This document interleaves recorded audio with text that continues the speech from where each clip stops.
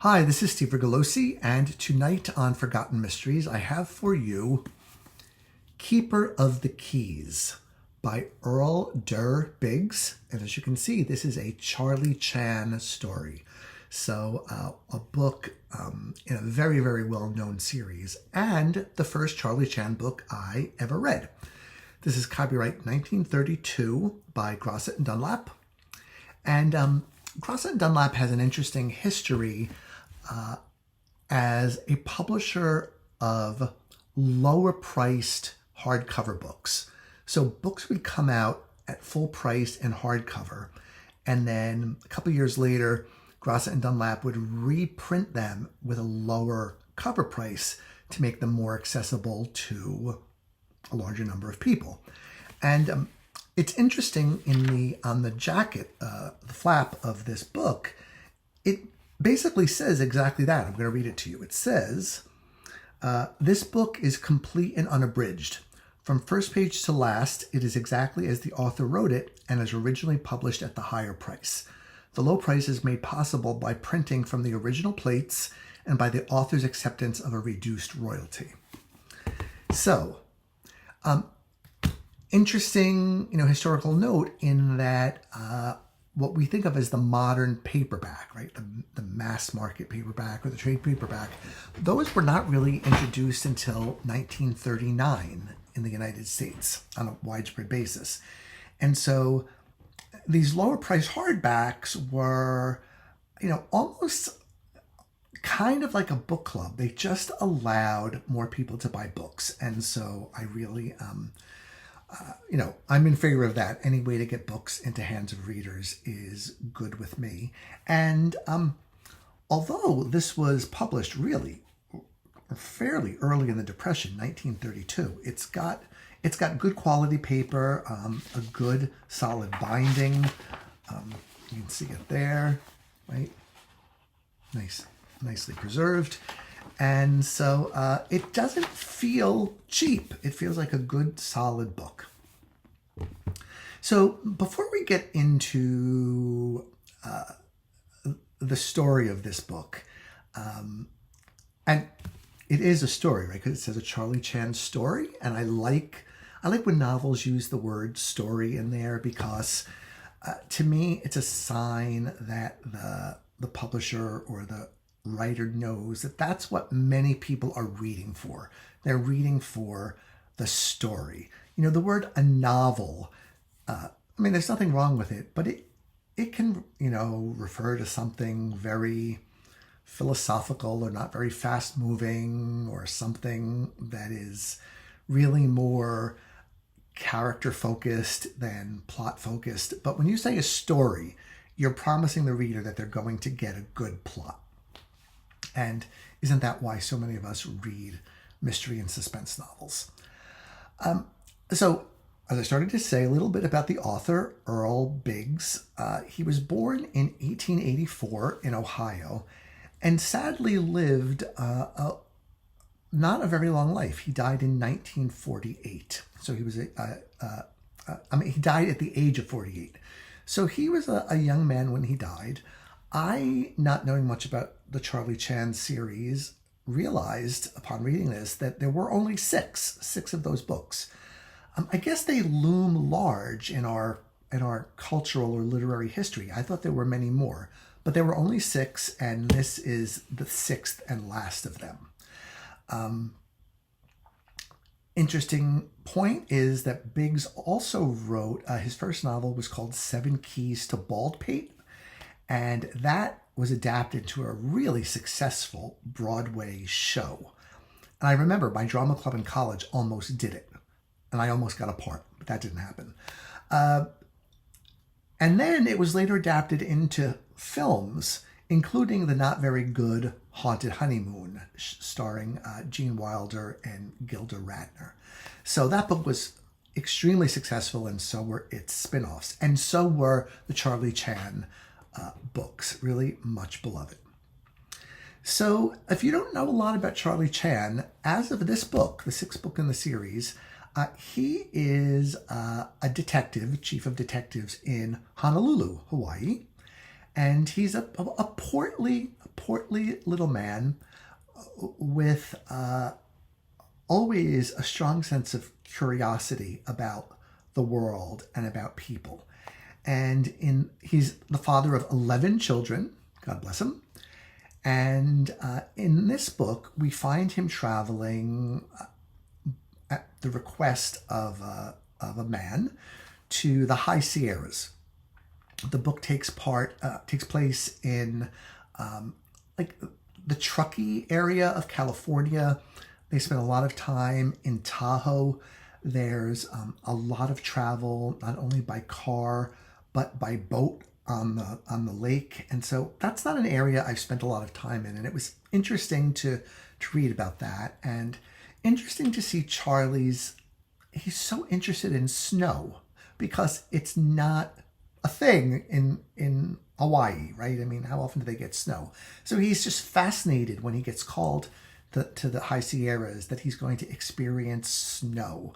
And it's sort of cute. There's like a sense of wonder that he has, a childlike wonder about snow and wanting to see what it's all about and, just have that experience, right? I mean, I live in a region of the country that gets a fair amount of snow, and I consider it a massive pain in the rear end.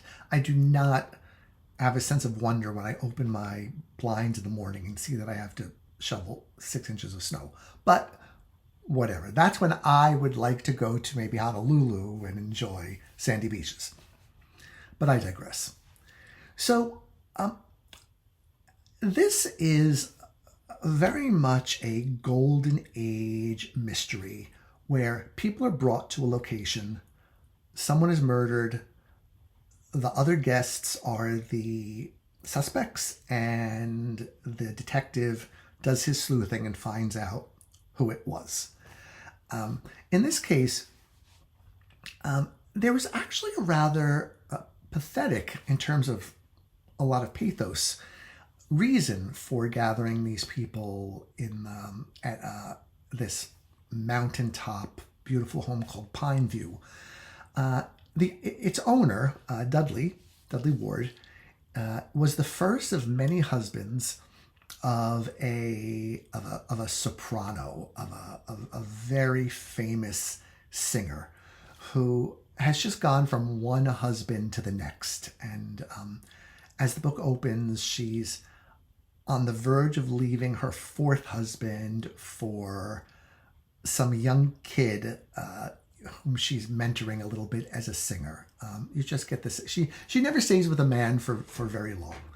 And so what Ward does is he gathers all of the husbands, current and former, including himself, at Pineview, because he wants the answer to a question, which is the following. Excuse me. He has heard that his wife had a child by him in the early days of their marriage, but she left him before he knew that she was pregnant. And now that he's an aging man, he wants to know who his son is. He longs for this connection with his son because he never remarried, he never had children, and he wants in the worst way to get in touch with the son, know that he never abandoned the child, wanted to be a father to him. And so that tugged at my heartstrings a little bit, I have a nephew that I'm very close with, and I think about our relationship, and there's just that that connection between fathers and sons that can be really special and really help boys get a good start on life and grow into what they can be. But he also invites the singer herself to come, and even though she is the embodiment of sort of a flibberty-gibbet and a high-strung soprano, she's also very charming. And it's, as all of her husbands indicate, it's impossible not to like her because she's vivacious, she's full of life, She's funny. She calls everybody dear and darling, and of course, part of it is a front. But she swears on a stack of Bibles that she never had this child, and things get hot at Pineview, and sure enough, she ends up dead under mysterious kind of locked room circumstances. So Charlie Chan was not called to Pineview to investigate the murder, but rather he was called there to help Dudley find the identity of and find where his son is, and use whatever methods of deduction he needed in order to be able to do that. And the rest of the book just continues as there is another body drops, as is so often the case, and Charlie is sort of quietly going about his investigation, and solves the crime as we would expect him to do. So I understand why these books were so successful and why Charlie Chan was so successful. He was even successful in China, right? There were plenty of movies made based on this series. He's a very gentle, elegant, and polite man. I mean, everything he says that comes out of his mouth is a compliment, or it's something self-deprecating, and he's such a gentleman. And his philosophy seems to be a soft answer turneth away wrath, because even when people are yelling at him or accusing him or not trusting him because he's an investigator, he's the essence of calm, and of course smart as a whip and very, very observant.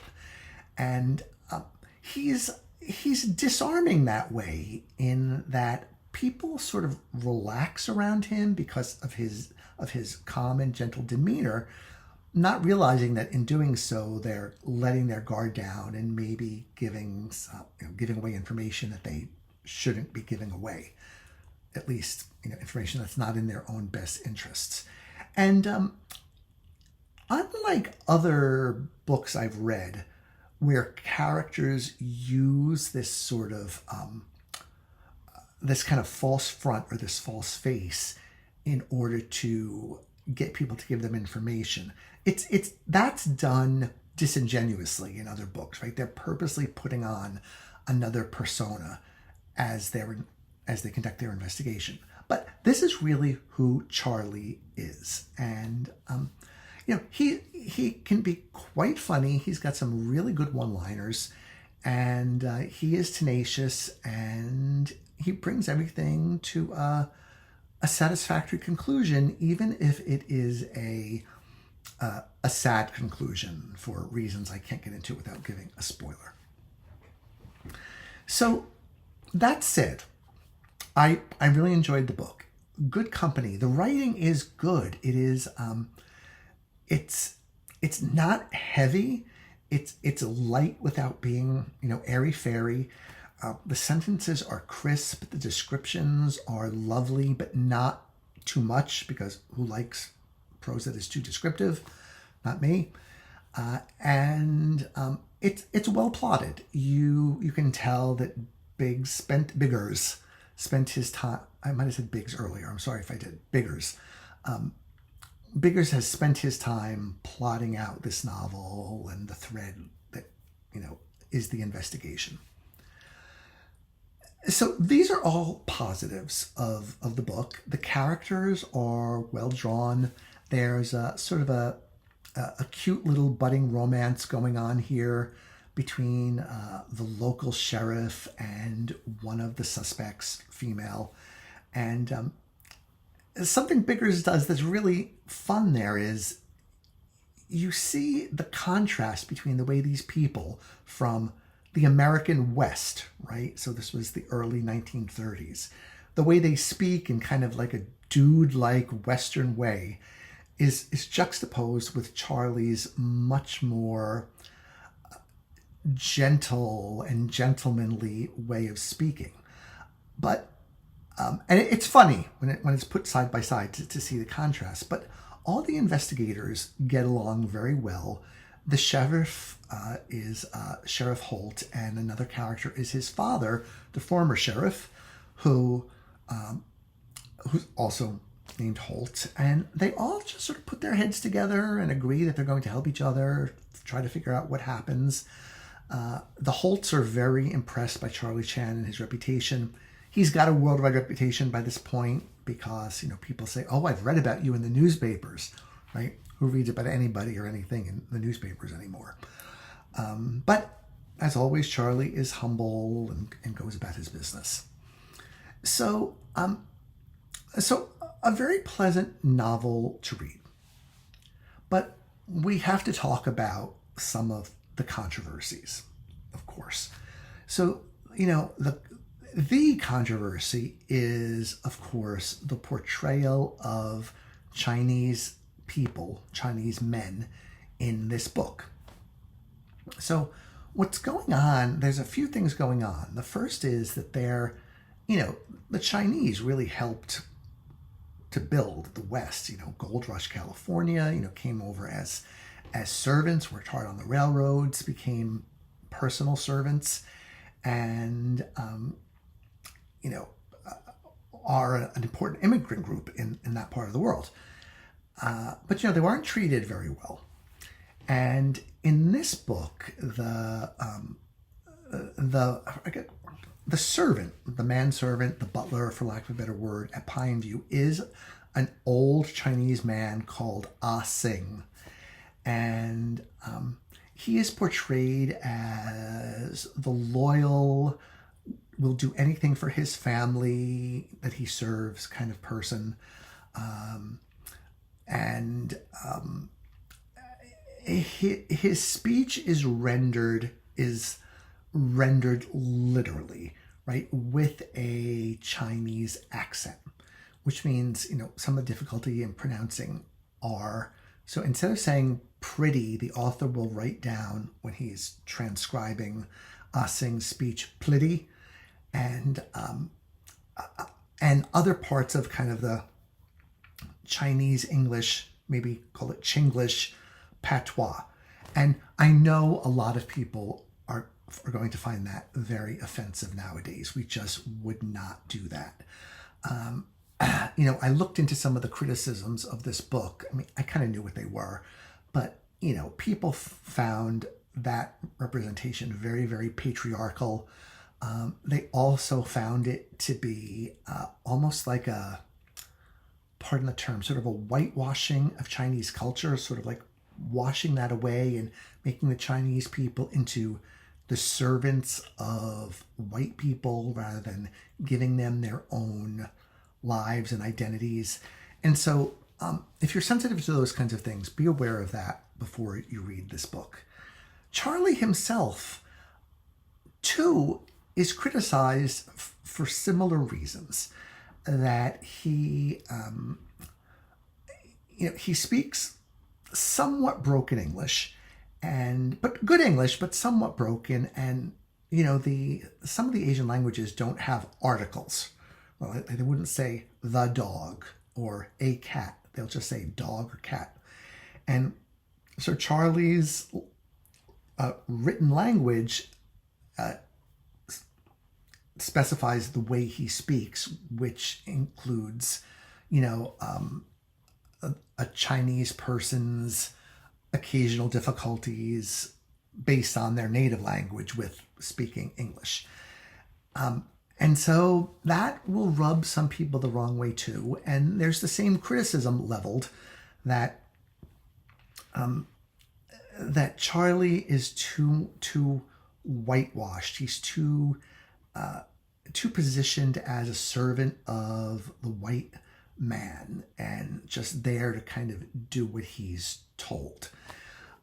That said, I have to say, if you read this book, it is very clear that Biggers had enormous respect for Charlie Chan and his culture and for Ah Sing. Like, there's no, like, thinking in terms of authorial intent, he was not planning to be offensive in any way. He was planning to be complimentary. You can just tell, you feel it in there, right? But this is the difference between reading a book in 1932 and reading the same book in 2025. Another interesting thing too is, at this time in the United States, kind of the yellow peril was in full gear, and that was a fear of Chinese people, and this sense that they were like almost magicians who were casting spells on people and trying to take over and up to all sorts of nefarious things, as embodied in the series of Fu Manchu books by Sax Rohmer. In fact, I've got one right here to show you. The Trail of Fu Manchu. This is copyright 1924 by the Crime Club. And I'll just show you the frontispiece. You can see here is the sort of evil Fu Manchu in, what would have been called, Oriental garb with Oriental furniture around him, looking rather diabolical. And Biggers was very much trying to push against that stereotype of the yellow peril by creating a widely liked and likable, even beloved character. And so you really have to give Biggers credit for that. The question today asks would be, does a white man have the privilege to do that, right? Or should that have been done by someone of Chinese extraction? It's all academic now because, history is history. But I think if you read a Charlie Chan book, you'll see Biggers' respect for the culture coming through, even though it's the way Charlie Chan speaks has almost become a stereotype of Chinese speech, in that he speaks in aphorisms. I mean, there are 3 or 4 Chinese aphorisms on every page. That's a little bit of an exaggeration, but they're everywhere. And they're of the school, man who sleep in glass house should not throw stones, or other really clever one-liners that are fun, but probably don't. I mean, if there are any Chinese people out there who can shed some light on this, please let me know. But I doubt that the Chinese people use an aphorism in every paragraph, right? I mean, all cultures have their sayings, but I don't think we invoke them in every single thing that we say. So there's, I think, kind of an unintentionally stereotyping effect here, which again, the author doesn't mean, because like I said, a lot of these aphorisms are really clever and memorable, even though I can't remember many of them right. I was going to write some down, but they came so fast and furious. I thought I'll never finish this book if I write them all down.